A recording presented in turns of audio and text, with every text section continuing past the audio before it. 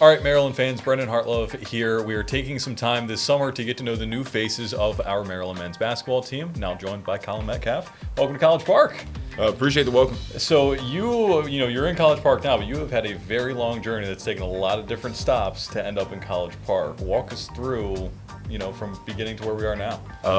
So born in New York, there for like probably less than a year and a half. Don't really remember any of it. Moved to Texas where my little brother was born. We were in El Paso for a couple years. Then we moved out to Germany. We were there for about 5 years. Spent all of elementary school there. Then moved to South Korea for middle and high school. So I was there for a pretty long while. It was very interesting. My parents have moved around the States since they got back. They've been to California and Kansas most recently. So it's been all over the place. I've been West Coast, Midwest. I've been East Coast the last 3 years for college. Yeah. So I've been just all over the place, and it's just been great, man. I think seeing a lot of different cultures, you just see what a lot of people in the States don't get exposed to. So Yeah. It's been really nice for me to see all that. Yeah, you've explored every part of the United States and then Europe and Asia and everything. So what have you kind of learned about yourself in that time? Because you are experiencing all those different cultures and places. I think a big thing for me was just making sure stay true to who I am. Never try to adjust to the place, but I always took into mind where am I at? Do I need to be more safe? Do I need to be more cautious? But I think a lot of things that I discovered about myself was that no matter where I went, it was just always good to just put on a smile and just be nice to people. Being nice gets you a lot of things. Being nice also gets you very far. Nobody likes a jerk. Nobody wants to be next to that jerk on the court or in the classroom or out in public when you're eating at a restaurant. So I think just always being nice, always being that good energy that everybody likes to vibe off of. I think that's just a big thing I learned about myself being everywhere. That's very well said. I think that, you talk about settling into these new places and getting to know people. You're kind of doing that now in College Park, where you're coming in quickly, you're getting settled, meeting all these new people. How have those experiences growing up kind of led to what you're doing now? I think it was very easy for me to come to College Park and just get ready to meet a new group of people, because it was just even when I was in those countries, I was moving around a lot inside those countries. So middle school, we moved. I stayed there for 6th, 7th grade. I was in Seoul, South Korea, and then we moved to Pyeongtaek my 8th grade year. So it was just all right, we're moving now. Even though we're in the same country, we're moving now. You got to make new friends. You got to be around new people. So it was just always easy for me, especially being on a new sports team every single season. Parents always threw me in a different sport: baseball, soccer, swimming, wrestling. So just always having to meet a new group of people was just very easy for me, because I did that my entire life. So coming to College Park, it wasn't hard at all to adjust to a new culture or anything like that. You just gotta find where your energy matches the team, and you just gotta fill that space. So we were talking before we started, and you're close with your brothers and your family, and as an Army brat, those are kind of the only people that are following you place to place. I mean, what does it mean to kind of now be a little bit further away from them, but you're still in touch and you seem pretty close with them? I think we were really close when we were younger. Once we got into high school age, when my first brother got into high school age, they were flying around, zipping around all these tournaments and stuff like that. Overseas, it was really hard to get seen by anybody. Trying to become a college guy was next to impossible. Yeah. The best we had was a guy who went D3, and it was just all right, so how are we all gonna make it out of here? How are we gonna make sure that our parents don't have to worry about college and stuff like that? So they were always flying around, zipping around. So it was easy for me to be away from my brothers, because we always stay close in contact, over the phone and texting and stuff like that. We're always talking trash about each other's games. I got 2 ballers for brothers. They're both older than me, both better than me. But it's been an adjustment for me, because when we were younger, we were all really close, and it was a really happy time for me. But growing up, you learn that you all have to take your different paths. Yeah. You all have to make your way through life. We can't be next to each other all the time and being successful at the same time. We got to be successful and then come back together. So you mentioned it. It's difficult to become a college player when you're moving around like that. I guess, what was that path like for you? Because you saw your brothers kind of go through it, but what was that for you? So it was easier for me, because my brothers set the path. So my oldest brother, he got recruited by this Bible college. It was D2 Bible College. He went out to a camp or two, He took my brother, who's just one above me. So I have 4 brothers, 2 older, 1 younger. The brothers right above me both went out to camps in the States, and people started saying, oh, like this family, like they got something special going on, and they got good size, they got good athleticism, and they were like, do you guys have any more brothers? And they were like, we got 2 younger brothers. One brother, he's 6'6" right now in 10th grade. They were like, okay, we're gonna go check him out. And they flew out. There was a team out here actually in Maryland, out of Frederick, called Global Squad. And they came out and they recruited me. And they were like, hey, we got a prep school you can go to so you can get more eyes on you. My older brother, the one above me, did it too. So they sent me out to the prep school, went for a year of prep. It was a lot of trials and tribulations, a lot of workouts in the morning, trying to get colleges to see me. Marymount came through, Navy came through, Air Force came through. It was just like, oh, hopefully somebody sends me an offer. And everybody was like, we already got all our roster spots filled up for your year. So it was just pretty hard. And then finally Northeastern came along and was just like, hey, like we see the potential in you and we have a spot left for you. So come join us. Like Coach Cohen, he's a really good coach. They talked about him very highly. He taught me a lot of things. So it was really easy. Just like once I got back to the States, just played my heart out, just played as hard as I could. Went toe-to-toe with a couple good guys, Derek Lively, Cam Whitmore, just some like NBA guys who went like one and done. Obviously, we didn't win those games because I was probably like the best player on my team, and I can't do much as a center, but can't take over a game like that. Yeah, I can't come down the court, dribble, and like make a pass. But yeah, it was just like coming to the States was like the biggest opportunity for me. So when I got here, I just had to capitalize on that. You talked about your brothers and kind of all playing. Who's winning the one-on-ones in the driveway now? Right now, I win it just because I'm a lot bigger than them. So I just play a lot of volleyball now. So they were always the ones that can put the ball on the ground, just pat, and like shoot a 3.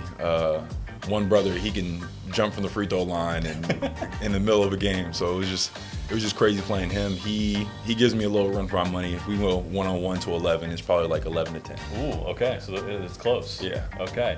So I guess for Maryland fans that haven't seen you play yet, not you're playing the driveway necessarily, but how would you describe kind of your play style?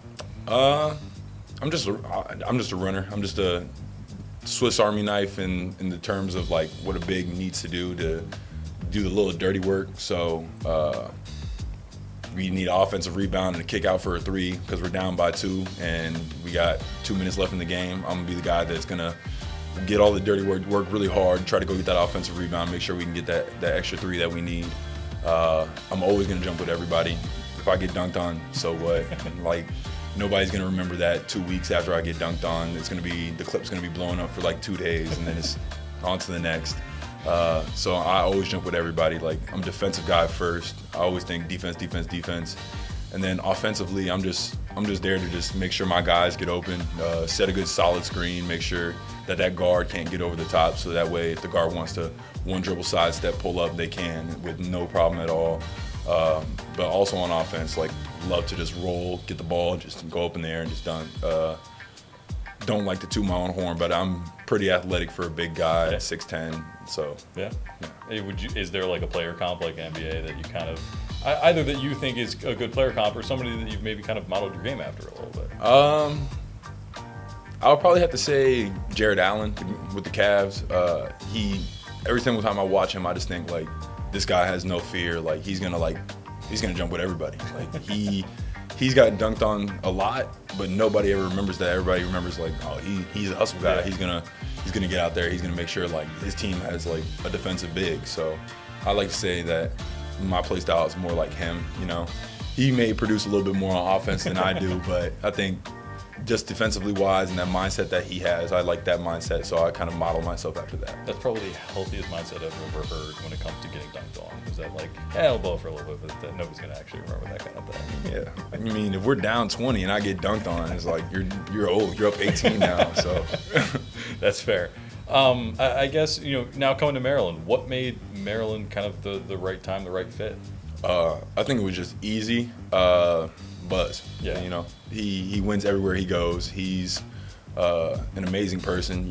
Came on my visit, and the first night I was here, Coach Buzz was like, "Hey, like, you want to go work out in tomorrow, like 5 o'clock?" And I thought I was going to be the only guy on the court. and I walk in, and it's all the coaches are in there. We're all lifting together, and it was just like the environment that he had set up with all these people that he's had around him for a long time. Coach Dev has been with him since way back in the day. Coach Lyle has been with him since way back in the day. Coach Rock has known him since he was like 18 years old. So it's just like seeing the entire environment of just like everybody who surrounds Buzz, and then also on top of that, seeing like what people are willing to do for Buzz, just let you know like this is a good guy. Like he's not somebody everybody's just around just to eat off of and then just move on. Everybody stays. Everybody like is around him. I think one fact that they always love to bring up in the visits that I've heard repetitively is they have 96 years as a staff together, like experience-wise with Coach Buzz. So wow.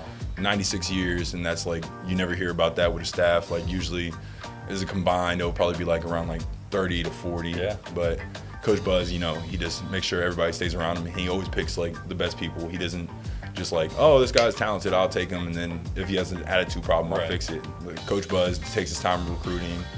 He makes sure he knows who he's like picking, and he made that process evident with me. So I was super excited just to be with a coach who like, he's methodical with his process, and then on top of that, he also brings success and has the people to back it up when he talks about anything he talks about. That coaching stuff might hit a century of years. If you're coming up this year, when you start adding them more together, that's a pretty big accomplishment. Yeah.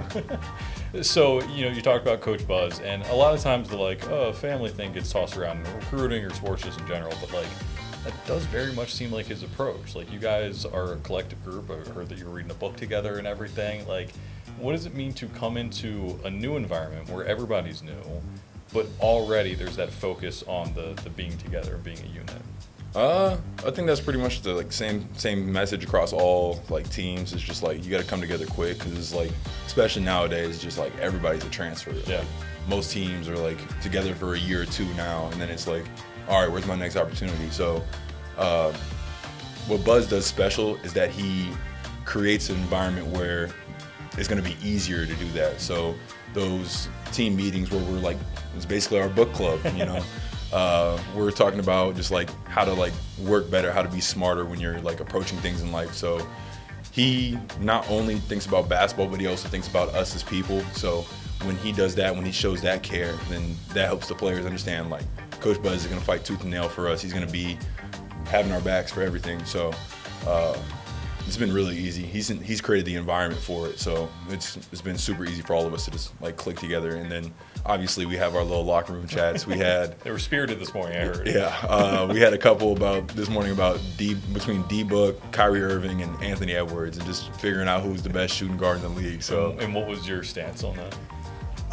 I had to go with Anthony Edwards. He's just a monster offensively and defensively, and like I think he may be the face of the league in the next like 4 or 5 years. Yeah. Well, I mean, you guys seem very close already. Is there anything aside from debating in the locker room that you've been doing off the court that's kind of brought you guys closer together? I think it's just living in close proximity. Yeah. You know, my last school, it was kind of just like, it's not like a bad thing or anything like that, but it was kind of just the availability of dorms and stuff like that had us a little bit more spread out around campus, so it was like harder to get together and connect. But guys here, we live in like 2 separate buildings, so it's like the underclassmen are in one building, the upperclassmen are in another. So you can like walk down the hall and knock on your teammate's door and be like, hey, what's up? Like, let's chop it up for a minute. Yeah. Or, oh, like, I need a ride. Can anybody give me a ride? And then you're chatting in the car now. So it's been pretty easy, like, being close to each other to get together. So, correct me if I'm wrong, you played volleyball growing up? So I played volleyball for 2 out of the 4 fall seasons. Okay. When I played in high school, I was a monster. Yeah. Well, I was gonna ask. You gotta be pretty good. Yeah, I wasn't like player of the year type of good. I like took it serious, but not like getting in extra hours in the gym, because it was just like a good conditioning, good like mindset to get like my vertical going. Yeah. Like, I was also getting like basketball workouts in when I was like playing volleyball still. So it was like pretty fun though. Like, I think if I had to tell any like young basketball player like 2 sports to pick outside of like the basketball season, volleyball and track. Volleyball is just like, you get to go out there, you get to work in your hand-eye coordination. Yeah. Like, everything's like very technical. Like, you have to be careful how you're setting, otherwise you can get called for something called a double. Yep. And then just like passing is like very complicated, and it's like very much a team sport. So it like makes you work as a unit. What makes you think more methodically, like how is this play going to develop and stuff like that. So it was really fun for me because it was just, all right, we're going to set this ball and Collin's going to hit the hell out of it. So feels like a great game plan to have. Well, I was going to ask you, like, how does that, translate to basketball? You can try to get any of the guys to maybe play volleyball at some point? I don't know if any of the guys are like volleyball guys, but I think when you think about like how it translates to basketball, I think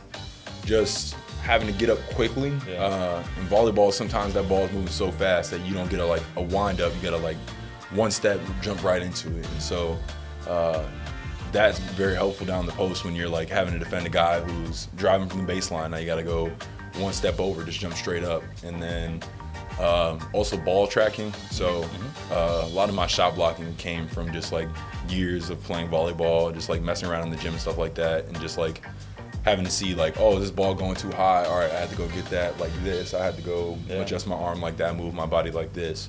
So I think volleyball translates very well, like down the low block. Obviously, it's not going to help my shot, but definitely help my shot block and definitely help my verticality. Yeah. So I think when we kind of look at you guys, a lot of times we talk about you as players. You're playing well, you're doing this. You guys are people off the court. What do you like to do when you're not playing ball? When I'm not playing ball, I'm probably on the game. My little brother and my brother right above me, or probably all three of my brothers. So we like to just game a lot, just talk trash, a lot of screaming matches, play split gate, we play Warzone, we play,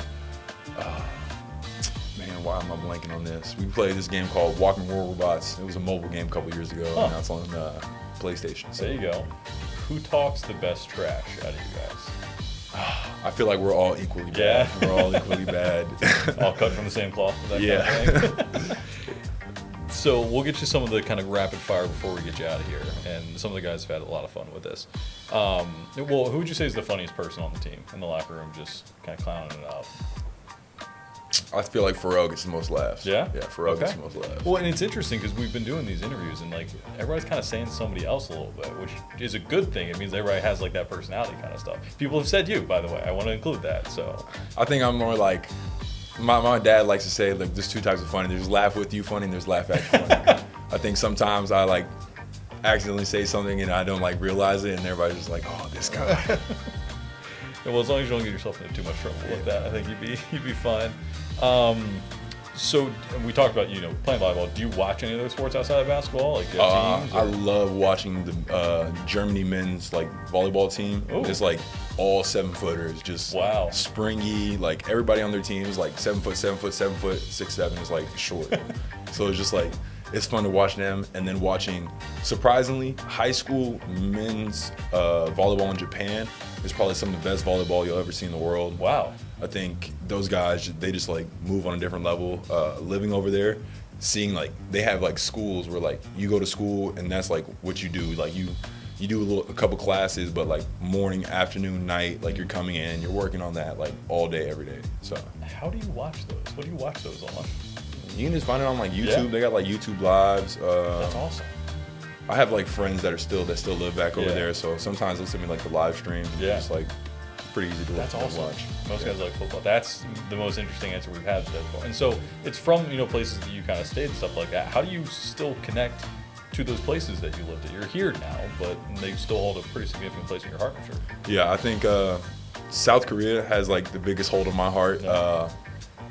The cuisine will forever be stuck in me. Like I love to like cook sometimes, and I think all I ever make, like when I'm just like craving something like really tasty, is just like I go and make something Korean. So like their fried rice was over the top, their fried chicken was over the top. They had this thing called bulgogi bibimbap. It's One like more time? Bulgogi bibimbap. Okay. It's very tasty, very good for you. The Korean culture was all about like just making sure like what you're putting in your body is very helpful. It's like a very big thing in Asia as well. So like there's a lot of medicinal uses out of like their food and stuff like that. So I think the food, just like every time I eat it, it just like takes me back to when I was in like high school. Yeah. Just like going on those like hour-long trips where I would just go up and just play some like foreign school and then like destroy them, put up like 22 and 10 in the first half, and then just be out of the game because everybody was like very short. But I think just like making sure like I don't lose touch with like what the things I love when I was there. And then also it was very easy because I have a lot of friends I'm still in touch with that are just like, I had a couple Korean friends that I'm still really good friends with. We talk like probably like 2-3 times a week. We'll chat, we'll just text it, and then we'll be on TikTok sending each other stuff. A lot of like Army brats and stuff like that, though. We all stay connected throughout the world. So even when people are going back home to see their parents in like Germany, like people are still texting, people are still talking with one another, and we're all like really used to being like in that time zone difference where it's like your friend is across the world, but they're like 12 hours ahead of you. So now you got to like work into your schedule. Like, oh, they're waking up at 10 o'clock, so I got to text them at 10 o'clock. So. Yeah, you got to do the math to make sure that you're on the same page kind of thing. So music, rather than kind of asking, oh, what's your favorite song, favorite artist, what we've been doing is saying, like in baseball, if you had a walk-up song, what would you want to be your walk-up song? Oh, man, that's hard.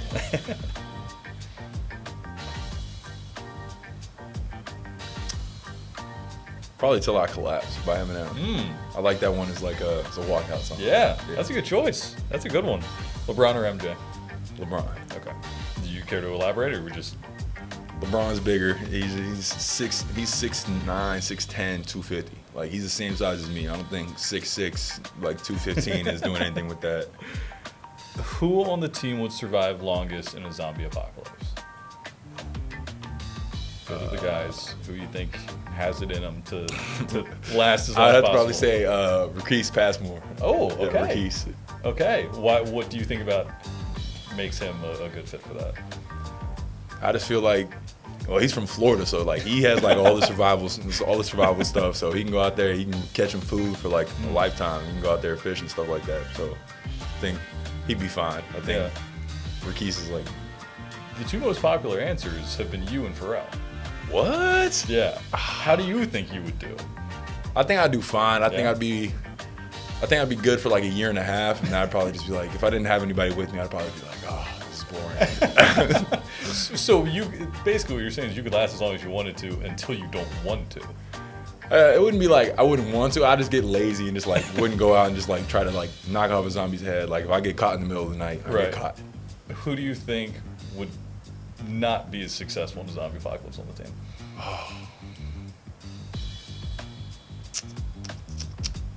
Probably had to go with my young guy, Josiah. Yeah? Yeah.